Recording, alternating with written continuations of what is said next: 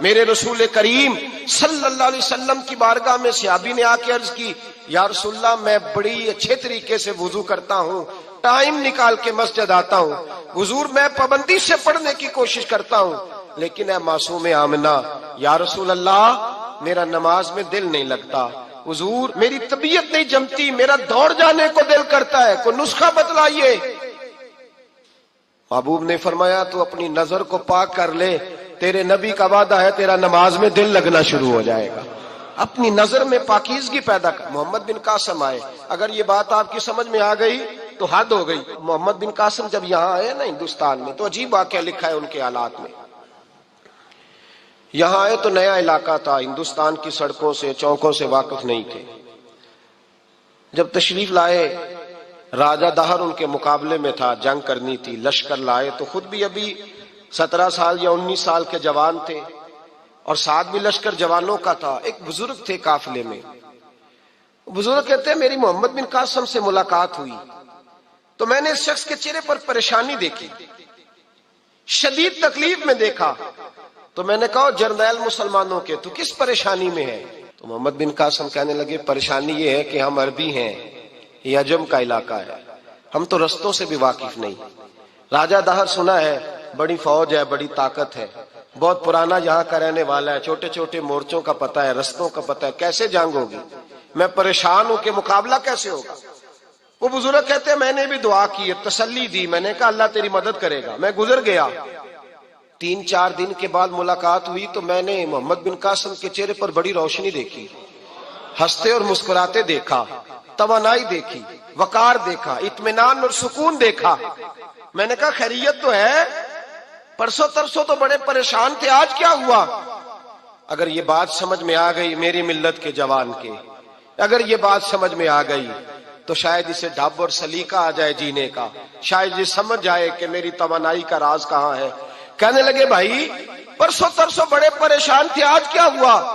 جواب دیا کہ تاریخ بنا دی، اس 17 سال کے جوان نے تاریخ بنا دی۔ کہنے لگا میں بے فکر ہو گیا ہوں، راجہ دہر میرا مقابلہ نہیں کر سکتا، وہ 2 دن نہیں کھڑا ہو سکتا میرے سامنے۔ کا وجہ کیا ہے؟ محمد بن قاسم کہنے لگے میں نے تحقیق کی ہے، مجھے پتا چلا ہے کہ راجہ دہر ذہن کا گندا ہے، نظر کا ناپاک ہے، وہ سینے بند کا برا ہے، مجھے پتا چلا ہے وہ تو چچا زاد بہن کو نہیں چھوڑتا، وہ تو خالہ زاد پہ بری نظر رکھتا ہے، مجھے پتا چلا ہے کہ اس کے تو اپنے علاقے کی عورتیں اس کی نظر سے محفوظ نہیں ہیں۔ کہنے لگا جو گندی نظر کا جوان ہوتا ہے وہ کسی میدان میں نہیں ٹھہر سکتا۔ کہنے لگا میری 17 اور 19 سال کی جوانی ہے، مجھے قسم ہے گنبد خضرا کی، میں نے جب بھی دیکھا ہے یا مصطفیٰ کا درود دیکھا ہے یا رسول اللہ پہ نازل ہونے والا قرآن دیکھا ہے۔ میرا مقابلہ کیسے کرے گا؟ میرے مقابلے میں کیسے آئے گا؟ جو نظر کا گندا ہو، کردار کا ناپاک ہو، وہ کسی کے مقابلے میں آ سکتا؟ اور ملت کے جوان یاد رکھ، جب تک نظریں ناپاک ہوتی ہیں اس وقت تک وجود کمزور ہوتے ہیں، جب تک نظریں ناپاک ہوتی ہیں ارادوں میں دراڑیں ہوتی ہیں، جب نظریں ناپاک ہوتی ہیں پھر عقیدے متزلزل ہوتے ہیں، جب نظریں ناپاک ہوتی ہیں پھر انسان کوئی بھی مہم سر نہیں کر سکتا، اور جب نظر پاک ہوتی ہے۔ حضرت عبداللہ بن حذافہ جہاد کر رہے تھے، روم کے عیسائیوں نے گرفتار کر لیا، 1000 آدمی نے مل کے پکڑا، گرفتار نہیں ہوتے تھے صحابی، 1000 آدمی نے گھیرا ڈالا، گرفتار کر کے لے گئے، اور جب بادشاہ کے سامنے گئے تو وزیر کہنے لگا بادشاہ بندہ بڑے کام کا ہے، اگر ہمارے قابو آ گیا تو فائدہ دے گا، صحابی ہیں حضرت عبداللہ بن حذافہ، حضرت فاروق اعظم کا زمانہ ہے، اگر قابو آ گیا تو فائدہ دے گا۔ بادشاہ کہنے لگا کیوں، کیا خوبی ہے؟ کہنے لگے ہم 1000 آدمی تھے، یہ اکیلا قابو نہیں آ رہا تھا، 1000 آدمی تھے، اگر ہماری فوج میں شامل ہو گیا تو بہت بڑا جرنیل ملے گا۔ بادشاہ کہنے لگا کوئی مسئلہ نہیں، 2-3 چیزیں ہوتی ہیں بندے کو خریدنے کے لیے، خرید لیتے ہیں۔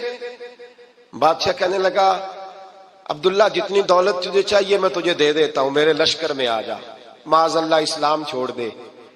حضرت عبداللہ بن حذافہ کیا فرماتے ہیں؟ فرماتے ہیں بڑا تو بیوقوف ہے، میں نے دولت کمانی ہوتی تو مدینے میں بیٹھ کے تجارت کرتا، میں دولت کمانے نہیں نکلا، میں تو رسول اللہ کی رضا کمانے کے لیے نکلا ہوا ہوں۔ दौलत कमानी होती तो किसी मार्केट में होता, मैदान में आना था। शहादत है मतलूब मकसूद मोमिन, न माले गनीमत न किश्वर कुशाई। ये दौलत तो लौंडी है रसूलुल्लाह के दरवाजे की, ये तो पीछे पीछे फिरती है नबी पाक के गुलामों। ये कमानी होती तो मैं किसी मार्केट में होता, मैदान में थोड़ा होता। अब्दुल्ला बिन हुज़ाफा से दूसरी चाल चली। कहने लगे मियां ओदा जो तुझे चाहिए, मैं बादशाह हूं, मेरे नीचे जो ओदा तू कहेगा वो तुझे मिल जाएगा। हजरत अब्दुल्ला बिन हुज़ाफा कहने लगे शायद तुझे पता नहीं मेरी तारीफ क्या है, शायद तू जानता नहीं मेरी तारीफ क्या है। कहा साहब की क्या तारीफ है? कहने लगे मैं रसूलुल्लाह का सहाबी हूं और कायनात में सबसे बड़ा ओदा मुस्तफा के सहाबी होने का ओदा है। सहाबा वो सहाबा थे जिनकी हर सुबह सुबह ईद होती थी, खुदा का कुर्ब हासिल था, नबी की दीद होती थी। फरमाया मैंने हुजूर के जलवे देखे हुए हैं, मुझे ओहदे की जरूरत ही नहीं, और मैंने ओहदा लेना होता तो मैं सियासत करता, मैं तो शहादत लेने निकला हूं मैदान में, ओहदे का मैंने क्या करना है। अब बादशाह कहने लगा इसे कत्ल कर दो। वजीर कहने लगा नहीं, एक बात और है, मुझे एक चाल और चलने दो। कहा वो क्या? कहने लगे मेरी बेटी बड़ी खूबसूरत है, मुझे मौका दो अपनी ही बेटी को सजा बना के। वो जवान जिसकी जवानी इतनी बड़ी है कि 1000 आदमी मुकाबले में खड़ा नहीं होता, उस जवान के कमरे में रात की तन्हाई में बना सवार के बीबी को भेजा। वो बीबी कहती है मैं सारी रात बन सवर के इस सहाबी के कमरे में बैठी रही, लेकिन ये क्या शख्स था, सारी रात ही मुसल्ले पे बैठा रहा, सारी रात ही। कुछ देर थक जाता तो ये करीम रसूल पे दुरूद पढ़ना शुरू कर देता। बीबी कहती है सहरी हो गई तो मैंने छू के देखा कि इंसान है कि जिन्न है, ये बंदा है कि फरिश्ता है, छू के देखा। कहने लगे पीछे हट जा। मैंने कहा मैंने तो सुना था तू 1000 के मुकाबले में है और तू इतना बेहिस है कि बनी सवरी दुल्हन बैठी है, तूने नजर नहीं की। अब्दुल्ला बिन हुज़ाफा, बीबी कहती है नजर फिर नहीं उठाई, नजर फिर झुकी हुई है।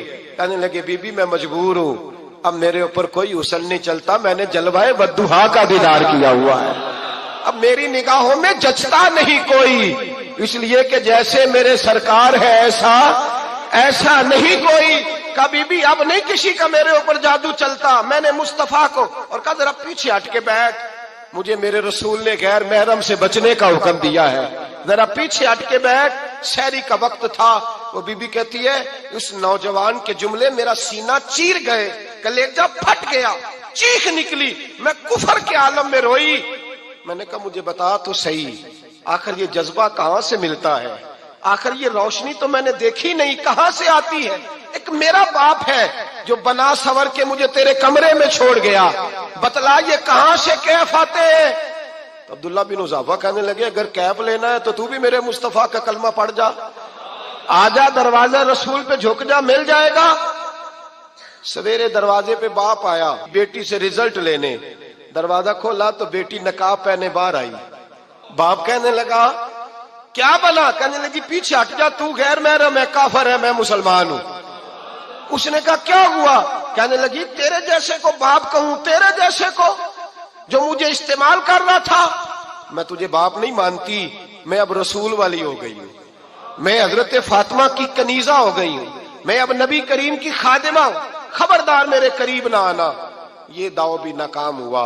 अब हजरत अब्दुल्ला बिन हुज़ाफा के सामने मौत खड़ी की, एक कड़ा में तेल गरम किया, कहने लगे तुझे इसमें जलाया जाएगा। हजरत अब्दुल्ला बिन हुज़ाफा रदी अल्लाह ताला अन्हु जब जलने के करीब हुए तो रोने लगे। रूम का बादशाह कहने लगा शायद डर गया है। कहने लगे अब समझ आई है, अब तुझे पता चला है, चला आ जा। हजरत अब्दुल्ला बिन हुज़ाफा कहने लगे तू काफिर है, तेरी काफिरों वाली सोच है, इसलिए नहीं रोया कि मौत से डर गया हूं, मैं तो इसलिए रोया हूं कि एक जान है वो नबी पाक पे कुर्बान हो रही है, काश रब मुझे 1000 जान देता, मैं सारी मुस्तफा पे कुर्बान कर देता। फाजिल बरेलवी फरमाते करूं तेरे नाम पे जा फिदा, न बस एक जा दो जहां फिदा, और मेरा 2 जहां से भी नहीं जी भरा, मैं करूं क्या कि करोड़ों जहां नहीं। और मियां साहब फरमाते हो कच्चा रंग ललारी वाला जेड़ा चढ़दा लैंदा रहिंदा, ए इश्क तेरे दा रंग मुहम्मद चढ़ जाए फेर नहीं लैंदा, इश्क तेरे दा रंग मुहम्मद चढ़ जाए फेर ये नहीं लैंदा। میرے بھائی وہ روم کا بادشاہ کہنے لگا دنیا میں نے بھی بڑی دیکھی ہے، پر جیسے پاک صاف مصطفیٰ کے غلام دیکھے ایسا میں نے کوئی نہیں دیکھا۔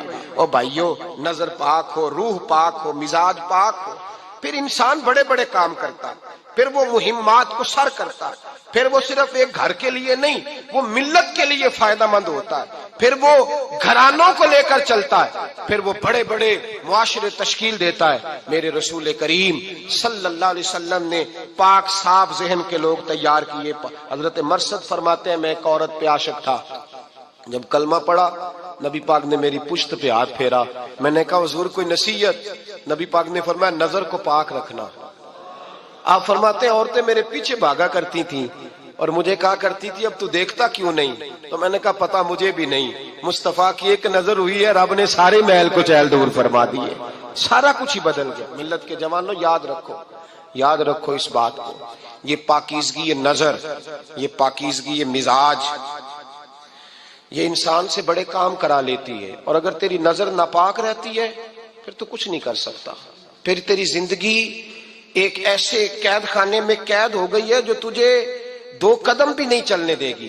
سب سے پہلے مزاج کی پاکیزگی، اور دوسرا اصلاح معاشرہ کے لیے اہم درس یہ ہے اپنے آپ کو پاک صاف رکھیں، ذہنی طور پر، نظریاتی طور پر۔ اور دوسرا درس یہ ہے میرے بھائی، ظلم اور زیادتی سے بچیں، پاک صاف رہ کے وقت شروع کریں، اور کسی جگہ بھی کوئی زیادتی، کوئی ظلم، میرے نبی کریم صلی اللہ علیہ وسلم کے مزاج کو اگر آپ دیکھیں گے نا، ہمارے معاشرے میں آج سب سے زیادہ زیادتی پتہ کون سی ہوتی ہے؟ لوگ عزتیں پامال کرتے ہیں، بدگمانیاں کرتے ہیں۔ ابو جہل یہ کام کرتا تھا کہ وہ نبی پاک صلی اللہ علیہ وسلم پر، صحابہ پر معاذ اللہ شخصی اعتراضات کرتا تھا، شخصی۔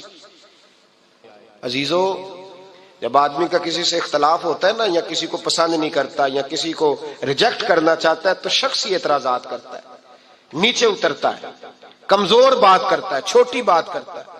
اور ہمارے زمانے میں تو یہ کام حسد کی وجہ سے ہوتا ہے، بڑے بڑے جماعتیں ٹوٹ جاتی ہیں، ملتوں کا شیرازہ بکھر جاتا ہے، لیکن لوگ اپنی اس حرکت سے باز نہیں آتے، ساری زندگی ذاتی اور نجی اعتراضات کرتے رہے۔ ابو جہل کے اندر ہزاروں عیب پائے جاتے تھے، شرابی بھی تھا، بدکار بھی تھا، بے حیا بھی تھا، ظالم بھی تھا۔ میرے نبی پاک صلی اللہ علیہ وسلم نے اسے دین کا پیغام دیا ہے، لیکن تاریخ کی کسی کتاب میں آپ کو یہ نہیں ملے گا کہ حضور نے کبھی اس کی شخصیت پر اعتراض کیا ہو۔ یہ فرمایا ہے کہ بڑا فرعون ہے اس امت کا، لیکن نیچے اتر کر کبھی اس کی ذاتی اور شخصی زندگی پر کوئی زیادتی صحابہ کی طرف سے اور نبی پاک کی طرف سے۔ بہت بڑی بات سمجھا رہا ہوں، اگر آپ کی سمجھ میں آئے تو ہم ذاتیات پر اترتے، ذات پر اتر کر زیادتی کرتے، ذات پر۔ ہمارا اب ظلم نجی سطح سے شروع ہو رہا ہے اور پوری ملت کو لپیٹ میں لے رہا ہے، پوری ملت کو۔ چھوٹی چھوٹی زیادتیاں ہیں جو پورے معاشرے کو اپنی لپیٹ میں لیتی ہیں۔ میرے نبی کریم علیہ السلام نے جو دین ہمیں دیا ہے وہ خیر خواہی کا مذہب ہے، وہ بھلا کرنے کا مذہب ہے، وہ کام آنے کا مذہب ہے، وہ ظلم سے بچنے کا مذہب ہے۔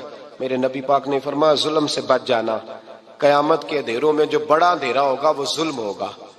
اصلاح معاشرہ کانفرنس کا پہلا سبق میں نے عرض کیا کہ نظر کو، ذہن کو، سوچ کو پاک رکھیں، اور دوسرا زندگی میں کبھی زیادتی نہ کریں، کبھی اپنے مخالف پر بھی کبھی شخصی، ذاتی اور نجی اعتراضات نہ کریں۔ یہ انسان کے اندر کا ظلم ہوتا ہے، ہمارے گھروں کے اندر سے ظلم جنم لینے لگا ہے۔ روز بہو پہ تیل چھڑکا جاتا ہے، روز کسی نہ کسی شہر سے، اپنے ہی گھر سے، اپنے ہی چراغ کو بند کرنے کی خبر نکلتی ہے۔ سڑکوں پہ، چوکوں پہ، چوراہوں میں غریب مسلے جاتے ہیں، جس کے ہاتھ جہاں تک پہنچتے ہیں وہ وہاں تک معاذ اللہ زیادتی کر گزرتا ہے۔ اگر قوم ظلم سے بچنے لگے، زیادتی سے بچنے لگے، تکلیف دینے سے بچنے لگے تو معاشرہ سنور جائے گا۔ میرے رسول کریم علیہ السلام نے اپنے غلاموں سے پوچھا تھا بتاؤ مفلس کون ہوتا ہے؟ کون ہے جس کے پاس کچھ نہیں ہوتا؟ صحابہ نے کہا یا رسول اللہ جس کے پاس پیسے نہ ہو۔ بخاری مسلم متفق علیہ حدیث ہے۔ نبی کریم نے فرمایا نا بھائی، مفلس تو وہ ہوگا جو قیامت کے دن احد پہاڑ کے برابر نیکیاں لے کے آئے گا۔ یا رسول اللہ اتنی نیکیاں پھر بھی مفلس ہے، پھر بھی غریب ہے؟ تو نبی پاک نے فرمایا نیکیاں پہاڑ کے برابر ہیں، پر اس نے چغلیاں بڑی کی ہیں، غیبتیں بڑی کی ہیں، مذاق بڑے اڑائے، اس نے لوگوں پر پھبتیاں بڑی کسی ہیں، تان و تشنی بڑے کیے، ظلم بڑے کیے، گالی بڑی دی، لوگوں کے بارے میں بری باتیں کی۔ اب رب کریم نے وہ ساری نیکیاں ان لوگوں میں بانٹ دی، مفلس ہو گیا، غریب ہو گئے۔ زیادتی نہیں کریں، ظلم نہ کریں، اپنی نجی زندگی سے لے کر گھر کے اندر سے لے کر اجتماعی زندگی تک زیادتی سے بچیں۔ میرے نبی کریم علیہ السلام نے اپنے غلاموں کو یہ درس دیا ہے، دیکھنا کبھی زیادتی نہ ہونے پائے، دیکھنا کہیں ظلم نہ ہونے پائے، دیکھنا کسی شخص کو تمہارے قول فعل سے، تمہارے مزاج سے تکلیف نہ پہنچے۔ میرے بھائیوں، حضرت وہب ابن منبہ علیہ رحمہ فرماتے ہیں کہ بنی اسرائیل کے اندر ایک بادشاہ محل بنانے جا رہا تھا۔ محل، آج بھی جس آدمی کی سوسائٹی کے اندر 2-4 قلعے، 2-4 ایکڑ کسی غریب کے آ جائیں، وہ یا تو اسے دھمکاتا ہے یا بلیک میل کرتا ہے، کچھ نہ ہو سکے تو پھر قتل ہی کرا دیتا ہے معاذ اللہ۔ اور یہ خبریں عام ہمیں سننے، پڑھنے اور دیکھنے کو ملتی ہیں۔ بادشاہ محل بنانے جا رہا تھا، ایک غریب بی بی رہتی تھی، اس کی جھونپڑی بادشاہ کے محل کے نقشے میں آتی تھی۔ بادشاہ نے کہا بی بی منہ مانگی قیمت لے لو، خالی کر دو یہ مکان۔ بزرگوں کو اپنے جھونپڑیوں سے بڑی دلچسپی ہوتی ہے، بچے سوسائٹیوں میں چلے جاتے ہیں، ابا جی کہتے ہیں مجھے گاؤں میں رہنے دو، میرا یہیں دل لگتا ہے، مجھے اس گھر سے دلچسپی ہو گئی۔ اماں کہنے لگی بادشاہ میں یہاں بیاہ کے آئی تھی، خامد انتقال کر گیا، اولاد اللہ نے دی نہیں، میں پکا ہوا پھال ہوں، گر جاؤں گی تو تیرا ہی ہے، لیکن مجھے اس آشیانے میں رہنے دے، یہ گھونسلہ میں نے تنکا تنکا کر کے بنایا ہے، مجھے رہنے دے، نہ مجھے نکال۔ کہنے لگا میرا نقشہ خراب ہوتا ہے۔ بی بی سارا دن مکان میں بیٹھی رہتی کہ میری جھونپڑی ٹوٹ نہ جائے، ظالم کی نظر میں آ گئی ہے کہیں میرا یہ آرزوؤں کا محل چکنا چور نہ ہو جائے، سارا دن ڈیوٹی کرتی۔ بادشاہ نے بھی 2-4 سپاہی کھڑے کر دیے، جب گھر سے نکلے تو بلڈوز کر دینا، مکان کو گرا دینا۔ وہ خاتون کتنی دن بندہ بیٹھ سکتا ہے؟ ایک دن سر شام گھر سے نکلی، 2-1 گھنٹے کے بعد واپس آئی تو مکان گر گیا تھا، دیوار بن گئی تھی۔ حضرت وہب ابن منبہ فرماتے ہیں بس اس نے دعا کی، اس نے دعا کی تو رب کریم نے وہ شہر سارا تباہ کر دیا۔ اس بی بی نے 2 جملے کہے تو الٹ پلٹ دیا وہ سارا شہر۔ میرے نبی کریم علیہ السلام نے فرمایا جب مظلوم کے ہاتھ دعا کے لیے اٹھتے ہیں تو عرش کا مالک آسمان سے کہتا ہے کھول دے سارے دروازے، اس کے بیچ کوئی پردہ نہیں رہنا چاہیے، آنے دے، مظلوم ہے، اس پر ظلم ہوا ہے، ظلم ہوا ہے۔ لوگ کہتے ہیں میں بے چین رہتا ہوں صاحب، مولانا صاحب، پیر صاحب، وہ گھر کے ایک کونے سے چیخنے کی آواز آتی ہے، کوئی دم مل جائے، کوئی تعویذ ہو جائے، کچھ ایسا ہو جائے کہ بچت ہو جائے، کوئی ایسی پھونک لگ جائے کہ آرام آ جائے۔ تو میں کہتا ہوں بھائی اگر بڑے دم کرانے سے بھی فرق نہیں پڑا، اگر بڑے تعویذ لینے سے بھی چیخیں بند نہیں ہوئی، تو ذرا ٹٹول کے دیکھ لو کہیں کسی یتیم کی آہیں ہی نہ دفن ہو وہاں، کہیں کسی غریب کا گوشت تو نہیں دبا لیا، کہیں کسی کو لوٹ کے تو دیوار نہیں بنا لی، کہیں کسی کا مکان پہ قبضہ کر کے تو نہیں بنایا۔ اگر لوٹ اور حرام کا مال ہو تو پھر چیخیں بند نہیں ہوتی، پھر سکون سے سویا نہیں جاتا، پھر وہاں آرام کی نیند نہیں آتی۔ حضرت وہب ابن منبہ فرماتے ہیں بی بی آئی اور آ کر کے اس نے جب دیکھا میرا گھر ٹوٹ گیا ہے، محل ٹوٹ گیا ہے، حالات بدل گئے ہیں، تو خاتون آتی ہے اور میرے بھائی دعا کی تو اس نے انداز ہی بدل کے رکھ دیے۔ مکان سے نکلی تو مکان ٹوٹ گیا، اور فرماتے ہیں واپس آئی تو ہاتھ پھیلا کے پتہ کیا کہتی ہے؟ کہتی اے اللہ میں تو موجود نہیں تھی، بتا تو کہاں گیا تھا؟ تو بھی موجود نہیں تھا، میں تو نہیں تھی، پر تو کہاں تھا؟ بس رب کریم نے حضرت جبریل کو حکم دیا، فرمایا یہ بستی الٹ دو، ساری تباہ کر دو، یہ لوگ نہیں رہنے چاہیے، جو ظلم تو سہتے ہیں بغاوت نہیں کرتے، نہیں رہنے چاہیے۔ صاحب طبقات کہتے ہیں میرے مصطفیٰ کریم سید عالم صلی اللہ علیہ وسلم کے وصال ظاہری کے ایام قریب آئے تو حضور نے سرخ پٹی باندھی، تیز بخار ہے نبی کریم کو، 2 صحابہ سہارا دے کے مسجد میں لائے، نبی پاک علیہ السلام کو بظاہر سہارا دے کے لایا گیا۔ کریم رسول نے لوگوں کو جمع کیا، حضور آج کیا ہونے والا ہے، آج کیا کہا جائے گا، آج کس لیے میٹنگ بلائی ہے؟ نبی کریم کے کل صحابہ جب مسجد میں جمع ہوئے تو کھچا کھچ مسجد بھری ہے، وصال ظاہری سے چند یوم پہلے کی بات۔ نبی پاک نے فرمایا آج تمہیں کوئی جہاد کی ترغیب نہیں دینی، آج کوئی نیا پیغام نہیں دینا، آج تمہیں بتانا ہے کہ رب نے اپنے بندے کو اختیار دیا ہے، چاہے تو دنیا میں رہے، چاہے تو اس کی بارگاہ میں حاضر ہو جائے۔ اس عبد نے بارگاہ ربوبیت کی طرف لوٹنے کا ارادہ کر لیا ہے، حضرت صدیق اکبر رونے لگے تو صحابہ نے کہا تمہیں کیا ہوا؟ کہنے لگے سمجھ نہیں رہے، کسی کی بات نہیں کر رہے، نبی پاک تو اپنی بات فرما رہے ہیں، اس نے جانے کا ارادہ کر لیا۔ سنیے میرے بھائی، محبوب پاک نے فرمایا بھائی کسی شخص کو میری طرف سے کوئی تکلیف پہنچی ہو تو بدلہ لے سکتا ہے، بدلہ لے سکتا ہے، کسی کو تکلیف پہنچی ہو۔ صحابہ پھوٹ کے رونے لگے، محبوبہ کرم ہی کرم ہوا ہے، رحمت ہی رحمت آئی، آپ کے بارے میں گمان کرنے والا بھی دائرہ ایمان سے نکل جائے گا۔ حضور آپ کیا فرما رہے ہیں؟ فرمایا نہیں بھائی اٹھو۔ پیچھے سے جناب عکاشہ بن محصن اٹھے، ہاتھ کانپتے ہیں، آگے بڑھے، کہنے لگے یا رسول اللہ، ایک جنگ کے موقع پر آپ نے درہ مارا تھا، ننگی پیٹھ پر صفیں سیدھی کراتے، بات دل میں رہ گئی ہے، میں نے بدلہ لینا ہے۔ نبی کریم نے فرمایا بلال دوڑ کے جاؤ، فاطمہ کے گھر درہ پڑا ہے، درہ لاؤ۔ سیدنا بلال حبشی کہتے میں گیا، دستک دی، سیدہ طیبہ طاہرہ حضرت فاطمہ فرمانے لگی بلال کیسے آئے ہو؟ اماں جی وہ درہ چاہیے تھا۔ سیدہ کو تشویش ہوئی، کہنے لگے بلال نہ تو جنگ پہ جانا ہے، نہ جہاد ہے، نہ کوئی ایسا موقع ہے، حضور کی تو طبیعت مبارک بظاہر بڑی علیل ہے، درہ کیا کریں گے؟ حضرت بلال عرض کرنے لگے اماں جی ایک صحابی بدلہ لینے لگے ہیں، صاحب طبقات نے جملے لکھے ہیں، کہتے ہیں بی بی صاحبہ نے درہ بھی دیا اور امام حسن حسین کو بھی باہر نکالا۔ فرمانے لگی عکاشہ سے کہنا 100 درے مارے، ان 2 شہزادوں کے جسم پر نبی پاک کے قریب نہ جائے، میں نے 2 بچے پیدا ہی اپنے محبوب پر قربان کرنے کے لیے کیے، ان کو لے جائے۔ حضرت بلال کہتے میں 2 شہزادے لے کے آیا، اور جب دروازے میں میں لے کے پہنچا تو نبی پاک نے دیکھا تو آنکھوں میں آنسو آ گئے، فرمایا ان کو بٹھا دو، مجھے پتا ہے فاطمہ نے کیا کہہ کے بھیجا ہے۔ حضرت سیدنا بلال فرماتے ہیں درہ میں نے جناب عکاشہ کو دیا، حضرت عکاشہ درہ لے کے آگے جو بڑھے تو حضرت ابوبکر صدیق نے ان کے پیروں پہ ہاتھ رکھا، فرمایا عکاشہ میری طرف آ یار، مجھے مار درے، نبی پاک کے قریب نہ جا۔ مصطفیٰ کریم نے فرمایا ابوبکر تو ہٹ جا، اسے آنے دے۔